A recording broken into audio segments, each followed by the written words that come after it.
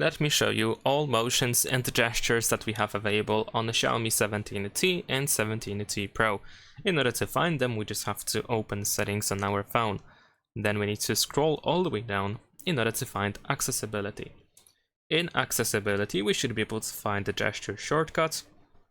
And there we go. Here we have the option to attach Gemini or Google Assistant to the power button. This is of course the standard option. It is activated by default. So if you press and hold the power button, you activate Gemini or Google Assistant. You can also go to take a screenshot in order to find the 3 fingers slide down gesture. There is also the power button and volume down button shortcut.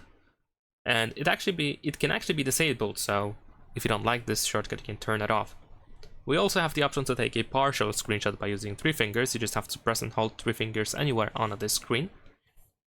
We can also find the launch camera option, which allows you to set up this double press power button shortcut. So when it's enabled, you can just press power button twice to quickly open the camera. There is also a similar option for the flashlight. Of course, you can use one or the other. There is also the power off setting or the power menu setting, where you can choose if you want to use power and volume up buttons simultaneously to open the power menu, or if you want to just simply press and hold the power button for 3 seconds or half a second if the digital assistant is disabled. And that is pretty much it. Leave a like and subscribe.